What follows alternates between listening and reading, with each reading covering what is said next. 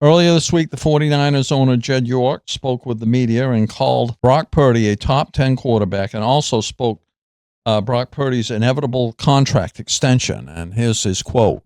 When you make the decision that you want to pay a quarterback that has obviously been underpaid in his first 3 seasons in the NFL, and I think that's true, you have to make some sacrifices somewhere. It's a decision that we made collectively, and we're hoping that we make somebody the highest paid player in the history of our franchise. Is Brock Purdy worth it in your mind, Nate? What do you think? I would say you probably don't think so. Well, it all depends on the number. What the money is. It all depends on the number, because we saw the 49ers get off of 17 guys this offseason to accommodate of the incoming contract of Brock Purdy. Now, we've seen this season with Brock Purdy a little bit shaky in talent and dealing with injuries. He becomes Jimmy Garoppolo. That's just what it is. You can look at the numbers with Garoppolo dealing with injuries and Brock Purdy this season. They're basically identical. It's this not biased data. This is not hating. You take a look at Jimmy Garoppolo when the 49ers were banged up also defensively, which is what the 49ers have really prided themselves on being, a heavy defensive team with efficient offense. Not dominating offense, but efficient offense.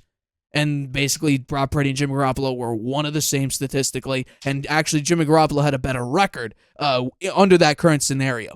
But I find interesting is that now the 49ers are saying that Brock Purdy's a top 10 quarterback. And that got me thinking, well, he wasn't in 2024. And so I decided to compile a list of my top 10 quarterbacks. And I want to preface this before everybody goes down in the comments and has an issue. This is not number 1 is the best quarterback. This is just a list of 10 quarterbacks that I think are in the top 10. You can put them at whatever ranking you want. But these are the top 10 quarterbacks in my opinion. Again, not in this order necessarily. Patrick Mahomes, Josh Allen, Joe Burrow, Lamar Jackson, Jalen Hurts, Jaden Daniels, Baker Mayfield, Matt Stafford, Jared Goff, and Justin Herbert. And everybody, Justin Herbert? The guy who just threw 4 interceptions in a playoff game? Well, let's talk about that, shall we? Let's talk about that. Because if we take a look last year, Herbert had a better record, more passing yards, more touchdowns, fewer interceptions, and a higher passer rating with a worse wide receiver core, worse pass blocking offensive line, a worse running game, worse run blocking offensive line, and had a defensive coach with Brock Purdy having an offensive guru in Kyle Shanahan. And also, on top of this, at least made the playoffs. And I could also argue that Justin Herbert is in a bad situation because of his offensive coordinator being Greg Roman, who absolutely decapitates passing. He only focuses on the run. He has like a 30 win percentage when his running backs do not run for 100 or more yards. So Justin Herbert is actually up against it when it comes to his production in the NFL. But yeah, that is my opinion of, again, not a list of Patrick Mahomes is number 1 and Herbert's number 10, but just a collective group of who are the top 10 quarterbacks in the NFL currently. I do not think, as it currently stands, Brock Purdy is a top 10 quarterback. Is he fringe? Sure. But so is CJ Stroud, Jordan Love. If Trevor Lawrence gets healthy again and he actually plays well, maybe, but as it currently stands, no, I don't think he's fringe. Jordan Love, CJ Stroud, Brock Purdy, those are fringe quarterbacks. But Sam, we're not. For 1 year, 2024. Look at his stats. Yeah, with Justin Jefferson, Jordan Addison, Jalen Nailor, TJ Hawkinson, Aaron Jones, the best pass rushing defense in the NFL for about 3/4 of the season. Sam Darnold is not a fringe top 10 quarterback. He had a top 10 season, but on the Seahawks with a Cooper Kupp that's broken down and JSN about to step into a wide receiver 1 role, and behind a bad offensive line and a defense that needs a lot of work? Probably not. I don't know, but it all depends on the number. If you can get him, and by the way, I saw something out here that the number will start with a 3, which means $300 million. Could that be a 6-year, $300 million deal? Could that be a 5-year, $300 million deal? Now, if it's a 6-year, that's $50 million per year. If it's a 5-year deal, that's $60, tying Dak Prescott. Supposedly, it's not supposed to be the highest AAV, average annual value, meaning that it would tie Dak Prescott. So it's more likely going to be that 6-year or less money on a 5-year potentially. So if you can get him for the cheap-ish, again, cheap-ish, $50 million is fine with me. 60, 55, I don't know about that. Don't know about that. Because we've seen a lot of quarterbacks come into the Shanahan system and work decently. For instance, Jimmy Garoppolo. And on top of that, we're about to see a 49ers roster with, we don't know what Christian McCaffrey is going to look like coming back from his double, I was about to say appendicitis, having the Achilles issue. I'm forgetting the exact inflammation. Word. Yeah, whatever whatever the case was. He played 4 games. It was ineffective the entire season. Brandon Ayuk's coming back from injury. There's been trade speculation, and he just signed a contract. So who knows? Could he get traded mid-season? I don't know. Potentially. An offensive line that's aging, and we don't know if Trent Williams is going to play the entire season because he's dealt with injuries occasionally. And we've seen Purdy's numbers plummet without Trent Williams out there, who is really the true MVP of that team. The offensive line needs work. The running back room, if CMC is injured, you got basically nobody. Wide receiver core, Ricky Pearsall's fine, but is he a guy that's going to change the game for you? Juwan Jennings had a couple very nice games last year. Deebo's gone. Ayuk's your number one. I'll give the 49ers credit. They draft very well. But Purdy is Jimmy Garoppolo just a little bit elevated. He's a better version of Jimmy Garoppolo, but he's not a difference maker on that team. And I've said it before. He's the fifth most important player on that team. He's not the difference maker. He's just a guy that does his job very well. That's not $60 million. That's just doing what the system gives you. And you lost a bunch of key playmakers on defense last year, which has been your claim to fame since 2019 when you made it to the Super Bowl with Jimmy Garoppolo. Mm-hmm. So, again, if the number's accurate and it's 300, I'm hoping it's the 6th year and save a little bit of money.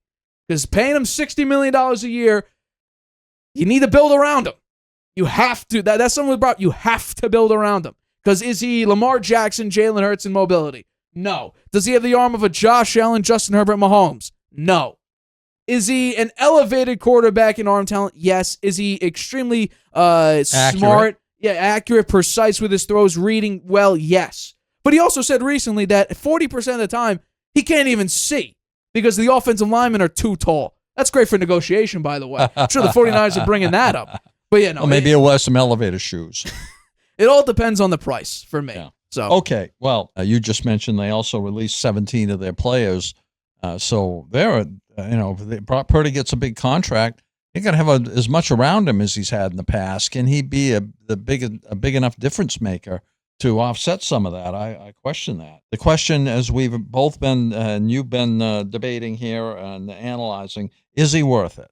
In 36 starts, his passer rating's 104.9. He has 64 TDs, a 67.5% completion percentage. That's pretty damn good. Starting quarterback for 4 NFL playoff victories. That looks good, too, including 3 games where the team rallied in the fourth quarter to win the game. Leading the team to the Super Bowl and is a strong indicator that he's a franchise quarterback. He's had an impressive value given that he was drafted last in 2022. Has been very productive despite being paid next to nothing. 49ers have a strong record since he took over as a starter. The arguments against is a limited sample size with only 36 games started. Some argue his success is heavily influenced by the 49ers offensive scheme and coaching rather than solely his individual talent. I think that's a reasonable argument. 49ers may have a hard time negotiating a contract with Purdy, especially given the current market for quarterbacks where they're getting paid astronomical sums. He did regress a little in 2024 through some interceptions that were a surprise. He had some injuries that limited him a little bit. Big contracts have been given to other players who had poor performances in 2024. You look at Dak Prescott and Trevor Lawrence. So we know the 49ers are going to offer him a contract, and we know it's going to be pretty big because they've held back in free agency and they've saved money for it. So what's the number going to be? So you threw out some numbers. Are they going to pay him in the $55 to $60 million range, or is it going to be in the $45 to $50 million range? He's been to 2 NFC championship games, was hurt and won, but continued to play, which was, I thought, very impressive, even though they lost. He was the other, he won and brought them back to regain the lead in the fourth quarter and overtime of the Super Bowl. I thought he played great in that Super Bowl. I feel like they got gypped in that game. That defense let them down. and they fired the defensive coordinator. He's had more success in a short career than a number of other high-paid quarterbacks, and it's a strong argument. That's a strong argument in his favor. He's been the NFC Championship game twice, as I mentioned, which is something Dak Prescott hasn't done. In fact, Prescott hasn't even been to one NFC Championship game. He hasn't even gotten close. He can't get beyond the divisional round. And he makes $60 million a year. Neither has Trevor Lawrence, and he makes $55 million a year. He's been to a Super Bowl, which neither Lawrence, Prescott, Jackson, or Allen can say. They all make big money. I say, I like your six-year, $50 million contract, but I'd be surprised if that gets done. I think it's more like 5 years at 55 will be the final number. Well, with a good chunk of it guaranteed. We didn't talk about the guarantee amount. I bet 75% of it or so is guaranteed. Again, you're banking on, because everybody's saying that Brock Purdy is your guy. You have that much faith in Brock Purdy that once George Kittle retires, Brandon Ayuk, he's not as productive, that you could fill in all those gaps. CMC retires or gets hurt or whatever. You're banking on Brock Purdy being that difference maker. You're banking on Brock Purdy separating himself from the quarterbacks that we call true game managers and becoming a game changer, like Mahomes is, like Allen is, like Lamar is, like Jalen Hurts could be. I don't see Brock Purdy ever being in that company. You do think right now that there's a scenario where Look at his stats, Nate. His stats are good.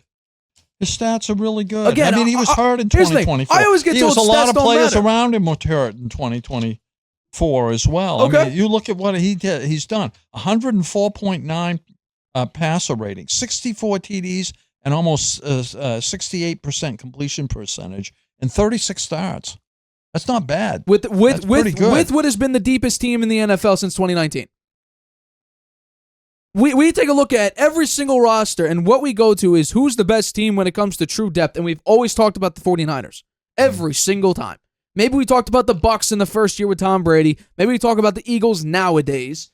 But when it comes down to it, one consistent team that's always been at least top three of the deepest teams and the best built rosters in the NFL has always been the 49ers. And obviously injuries change those things, but injuries are a part of football. When you become a true game manager, or a true game changer rather, and separate yourself from being just the game manager who falls strictly into the system, is when you take over and when you could capitalize on those types of moments. We've seen consistently, Trent Williams goes down, Brock Purdy's efficiency plummets. We've seen Deebo Samuel go down, Brandon Ayuk go down, Purdy becomes Jimmy Garoppolo. CMC goes down, he becomes Jimmy Garoppolo. That's just what it is. And we never thought Jimmy Garoppolo was a top quarterback in the NFL. And in fact, in that exact same situation, like I mentioned earlier, Purdy becomes Garoppolo. Okay, well, there was a time when Jimmy Garoppolo was the top-paid quarterback in the NFL. But now it's different because now you're talking about $27.5 million compared to $60. Yeah, but I mean, that was quite a few years ago now. Correct. And he was the top-paid quarterback in the NFL. Very briefly. Yeah. But then, okay, and then we can talk about the injuries or whatever. Even with the injuries, Herbert still had a worse offensive line, a worse running game, a worse wide receiver core. And he's at a deficit because his head coach is a defensive head coach that believes in running game and defense. His offensive coordinator in Greg Roman, there's a reason why everybody critiqued Lamar Jackson's passing game being underdeveloped. Who is his offensive coordinator? Greg Roman. And now with Todd Monken, we're saying, oh, wow, Lamar can throw the football. Those last 2 years were like, Lamar's passing game has improved. I wonder why. His offensive coordinator at least lets him pass the ball. Now we can talk about the AFC Championship. Justin Herbert's performance in the playoffs this past year was very disappointing. I agree, and I said he's gone from a B+ to, in my opinion, a B- quarterback. But I think that's because that puts him in the top 10. Hey, if he's not in the top 10, he's still better than Brock Purdy. He's still better than Purdy. I'm not so sure. Last year with Greg Roman as his OC, he was a more effective quarterback, but at more yards, more touchdowns, a better passer rating, fewer interceptions, with a worse team offensively. Because Purdy isn't throwing it to his own defense. Purdy's throwing it to other. Hasn't won a playoff game yet. But that's what we call charging. That's why there's a term for it. It's called charging. They seem to never have success in the playoffs. Look what happened to him against the Jaguars a couple of years ago. Yeah, they're up by 24-0, and then you collapse and lose that playoff game. Yeah. Absolutely, and that's what made Trevor Lawrence tie for the highest paid quarterback at the time in NFL history. Which again, you take a look at the Dak Prescott contract. Is he worth 60? No. Is Jordan Love at this current moment worth 55? No. Is Trevor Lawrence currently worth 55? Hell no. All these guys have to live into the contracts, but you're hoping that in the future they live up to their price tag. And you're also hoping that the cap explodes again, so that seems like a cheap deal. Yeah. When it comes to Brock Purdy, he's played good enough so we could talk about him, but we have to remember 2 years ago, we were having a debate on who's the MVP, Brock Purdy, Lamar Jackson, or maybe a hint of Dak Prescott. Now this year, we're like, Brock Purdy, was he 6-9 this year, I'm pretty sure? 6-8. Ugh. And then we remember the Chiefs game. In his own territory, he threw 3 interceptions against the Kansas. He had every opportunity to win. Drove the ball down the field against the Chiefs. We finally giving them a second loss in the regular season, and it was pick. Mahomes was throwing pick after pick after pick. It's just that Brock Purdy in crucial situations, he didn't play well in that game. He played horrible in that game. And in late game situations again, Brock Purdy needs to prove that he's clutch. And now we're seeing a season. He did that in the Super Bowl. Was he that clutch though? He did that. He was clutch in the Super Bowl, Nate. He brought him back. They were behind in the fourth quarter. He took them down and got him the lead. And then what happened in the start of overtime? And then the Chiefs came back and kicked a field goal and tied it. What happened in the start of overtime? Went into when fourth. When they got the ball. They wound up getting the lead. They had the lead in the fourth quarter in the overtime, and they lost it because they got a field goal. They got a field goal, but they got the lead. And they did get the lead. We've had this conversation, and I wish thought I Brock Purdy deserved to win that game.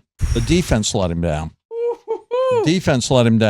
He deserved to win that game. He's a franchise quarterback as a result of that game. I'm not saying he's not, but you can't pay him like all of a sudden he's going to be a difference maker. Like I said, he's the 5th most important person on the 49ers. I don't agree with that. He's more important now than CMC. CMC is over the hill. CMC he's got so many injuries. He couldn't only play 4 games last year. He's got the problems with his legs.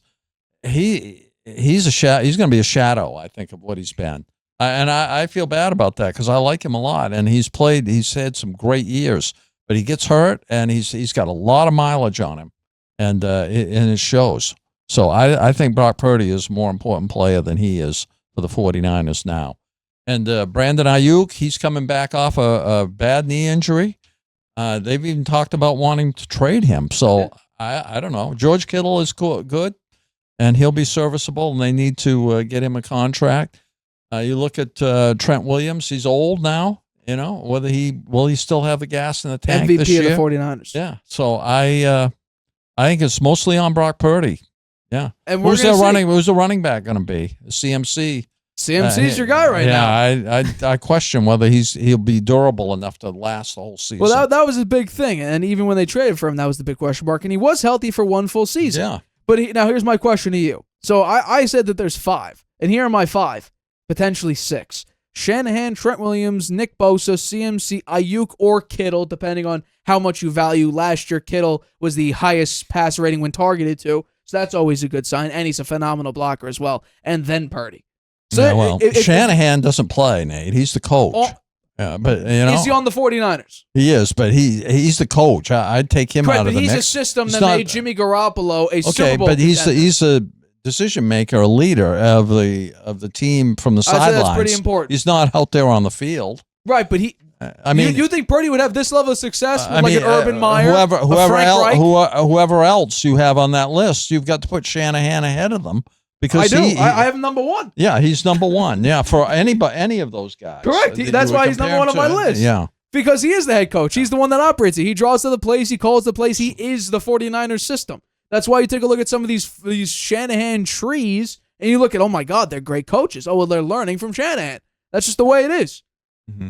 So, yes, I got a lot of respect for Brock Purdy, particularly when he got hurt in the NFC Championship game against the Eagles, which I think they would have won that game if he hadn't gotten hurt. He tore a ligament in his elbow, couldn't even throw the ball, and still went out on the field and took snaps, and even tried to throw it once or twice there and couldn't. I give them a lot of credit for that. The 49ers owe him a decent contract.